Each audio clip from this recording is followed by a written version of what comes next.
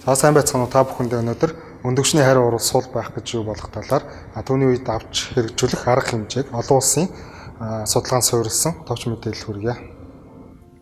За өндөгчний хариу урвал суул байх гэдэг нь юу вэ? Энэ болохоор эмчилгээний төгсгөлд таамаглаж байснаас цөөн үндгээс гарах. Эсвэл эмчилгээний явцад үндгээсийн хөгжил дунджаас удаан байх.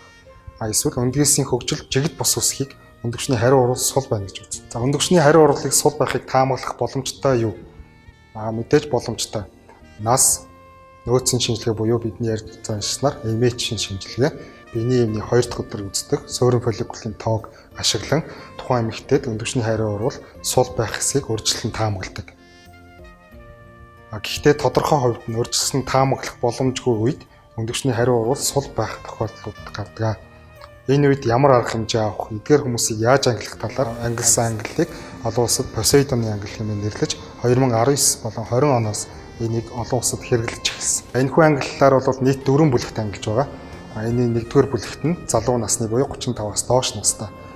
Биений эмний 2 дахь өдөр харсан суурин фолликулын тоон 5-аас их, өндөгчний нөөцийн шинжилгээнд хэвийн буюу 1.2-аас дээш байгаа хүмүүс. Эдгээр хүмүүсийг бол анханасаа өндөгчний хариу урвал суул гэж дүгнэх боломжгүй боловч эхний эмчилгээний дараа эсвэл эхний эмчилгээний үед өндөгчний хариу урвал суул байх нь онцлогдсон тохиолдолд дараагийн шатнд буюу эмчилгээний дундаас нэмэлтээр ямар эмчилгээний протоколыг шинээр хэрэглэх вэ гэдгийг энэхүү Посейдоны ангил бол тайлбарласан байна. За 2 дугаар бүлэгт мөн адилхан, гэхдээ насны хувьд бол 35-аас дээш настай боловч бусад шинжилгээгээр ямар ч өөрчлөлтгүй хэвийн гарсан хүмүүстээр өндөгчний хариу урвал суул байх үед бас нэгээсээ тусдаа бас эмчилгээний менежментийг өөрчлөх шаардлагатай гардаг. За 3 дугаар бүлэгт маань анханасаа өндөгчний нөөц багатай, өндөгч суурин фолликулын тоог хитавийн шинжилгээнд багатай болон 35-аас доош эсвэл 35-аас дээш гэсэн насаар нь 3 болон 4 дугаар бүлэг болгон ангилж байгаа. За 4 дугаар бүлэг нь сая дурдсан 35-аас дээш настай бусад шинжилгээнд дээр өндөгчний хариу урвал суул байх магадлалтай гэдгийг анханасаа таамагласан хүмүүс орж байгаа. За өндөгчний хариу урвал суул байгаа гэдгийг энэхүү зурагт харуулснаар тайлбарлая. Энэ зургийн нэгд зааснаар анх 12-9 харагдсан байна. Гэхдээ өндгөөс гаргаж авсны дараа 9-9 ч юм уу 19 орчим гарсан гэж тооцсон бол энийг өндөгчний хариу урвал хэвийн гэж үзэж байна. За 2 дугаар зураг дээр анханасаа өндгөөс цөөн байсан байна. 5 орчим өндгөөс харагдаж байна. Гаргаж авсан нь мөн 4 эсвэл 5. Тэгэхээр өндөгчний хариу урвал энэ дээр бол хэвийн гэж яригдана. Харин 3 болон 4 дээр харагдаж байгаа анх таамаглаж байсан, анх хитавийн шинжилгээнд харагдаж байсан эсвэл нөөцийн шинжилгээгээр хангалттай гэж гарч ирсэн хүмүүсийн маань өндөгчнөөс өндгөөс бол харцсангуу цөөн тоотой буюу за 3 дугаар зурагт харуулснаар 12-оос 5. За 4 дугаар зурагт харуулснаар 4-өөс 1-9 гарах юм. Энэ тохиолдолд өндөгчний хариу урвал суул байна гэж үзээд 4 бүлэгт ангилаад тэр тухайн 4 бүлэгт тохирсон эмчилгээний өөр протокол, өөр нэмэлт бүтээгдэхүүн хэрэглэх шаардлагатай гэдгийг харуулж байгаа. За шалтгааны хувьд бол 1-р генетикийн полиморфизм буюу тухайн эмэгтэй маань байглаасаа генетикийн хувьд гаднаас орж ирж байгаа гонадотропин гэж дааврыг хүлээж авдаг. Хүлээн авуурын полиморфизм буюу генетикийн хувьд тэр гаднаас эргэлж байгаа тайраг мэдрэхгүй байгаа. Тийм тохиолдлууд ихэнх хувийг эзэлдэг. За нэмэлтээр өндгөөсийн хөгжил бол асинхрон буюу жигд бос үсэх. Эсвэл ажилбарын үед ажилбартай холбоотой бусад бэрхшээлүүдээс үүдээд өндгөөсийн маань тоо цөөн гарах гэсэн шалтгаанууд байх боломжтой гэж үздэг.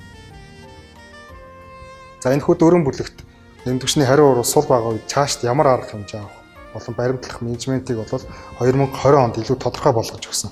Түүнээс өмнө бол эмчилгээний өмнөх протокол дээр суурилсан эмчилгээний тактик баримталдаг байсан бол одоо цаашд авах хэрэг хэмжээг өснөгтөр алгоритмаар үзүүлж өгснөөрөө тухайн эмэгтэй өндөгчнөөс гарах өндгөөсийн тоо чанарыг нэмэгдүүлэх боломжтой тийм тактик баримтлах боломжтой болсон. За энэ зураг дээр харагдаж байгаагаар 1 болон 2 эсвэл 3 болон 4 дугаар бүлэгт ямар арга хэмжээ авах талаар тодорхой ойлгомжтойгоор хүснэгтлэн оруулсан байна. Бүлэг 1-2-т эмчилгээний өмнөх болон эмчилгээний үед нэмэлт бүтээгдэхүүн хэрэглүүлэх боломжтой гэж үзсэн байна. За мөн арт калькулятор буюу тухайн өндгөөсийн хэдэн хувьтай яаж гарах хэсгийг тооцоолдог тусгай тооцоолгоорыг ашиглах шаардлагатай гэж гарсан. За мөн бүлэг 1 дээр өрмөцөөр рекомбинант FSH дааврын тунг нэмэгдүүлэх зөв юмаа гэж үзсэн бол мөн рекомбинант LH буюу нэмэлтээр өөр нэгэн тариаг хэрэглэх хэсгийг нь бас шийдэх хэрэгтэй гэсэн тийм эмчилгээний шин сонголтуудыг бол олгож байгаа. За бүлэг 2 дээр өрмөцөөр FSH-ийн тунг өдөрт 301 жир хэрэглэхийг тоогоор зааж өгсөн. Мөн давхар стимуляцийн арга, шинэ стимуляцийн аргыг хийх боломжтой гэж үзсэн. Мөн нэмэлтээр хэрэглэгдэх шар биеийн дааврыг 151 хүртэл тунгаар хэрэглүүлэхийг зөвлөсөн байдаг. За бүлэг 3 болон 4 дээр бол мэдээж нэмэлт бүтээгдэхүүнүүд орж ирнэ. Энд нь бол судалгаагаар харьцангуй батлагдсан гэж үздэг коэнзим Q10, DHEA эмчилгээг эхлэхээс өмнө живсээс хамгаалах дааврын бэлтгэл хэрэглэх хэсэг, эстроген даавар, өсөлтийн даавар зэргийг нэмэлтээр хэрэглэх хэсгийг шийднэ. За бүлэг 3 дээр өөрмөцөөр FSH дааврын тун 301 жир эсвэл энд харагдаж байгаа нэмэлт дааврын бэлтгэлийг хэрэглэх хэсгийг шийднэ. Бүлэг 4 дээр бол FSH дааврын тун 301 жир, шар биеийн дааврын тун 151 жир хавсруулан хэрэглэх шаардлагатай. За энэхүү бүлэгт маань өндөвч хит сэдэх протоколууд буюу хит өндөвч сэдэх протоколуудын талаар яригдж байгаа. Эхний эмчилгээнд өндөвчний хариу урвал сул байгаа үед дараагийн шатанд бол өндөвчийг тунг нэмэгдүүлэх болон нэмэлтээр тариа оруулж өгснөөрөө үр дүн сайжирна гэж үздэг. За ер нь бол үр шилжүүлэн суулгах практикт сэдэлтийн олон аргууд байдаг.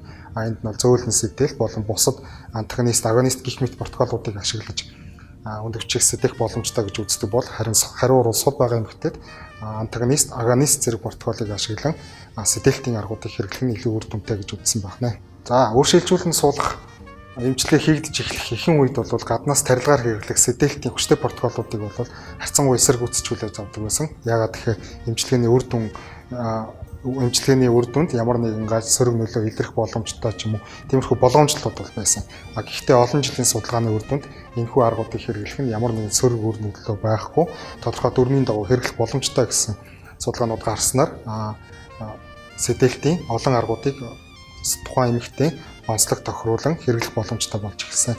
Жишээлбэл байгалийн мөчлөг бүхий үр шилжүүлэн суулгахад амжилт нь тухайн бүлэгт бол 1 удаагийн эмчилгээнд 2.6 удаагийн эмчилгээний дараа 7% орчим байх боломжтой гэж үздэг болвол сэдэлтийн өрмөц протоколууд болох агонист, антагонист протоколуудыг хэрэглэснээр өндөвчний хариу урвал суулттай эмэгтэйчүүдэд амжилтын хувийг 1 удаагийн орлогоор 11% хүртэл нэмэгдүүлэх боломжтой гэж үздэг. За эцэст нь дүгнэж үзэхэд сэдэлтийн гонадотропин агуулсан антагонист, агонист гэх мэт протоколуудыг хэрэглэснээр байгалийн мөчлөгтэй харьцуулахад жирэмслэх магадлалыг 5-8 дахин нэмэгдүүлдэг байна. За мөн тодорхой судалгааны үр дүн бүхий биологийн нэмэлт бүтээгдэхүүнийг хэрэглэснээр үндгээсийн чанарыг тодорхой бүлэгт нэмэгдүүлэх боломжтой. За мөн тухайн сард эмэгтэйгээс хаягдах байсан үндгээсийг бүгднгийн хамгийн олон, хамгийн сайн чанартай сэдийг гаргаж авснараа амьд төрөлтийн үеийг нэмэгдүүлэх боломжтой гэж үздэг байна. За энэ удаагийн товч мэдээлэл маань үгээр дуусч байна. Дараа дахин уулзцаая.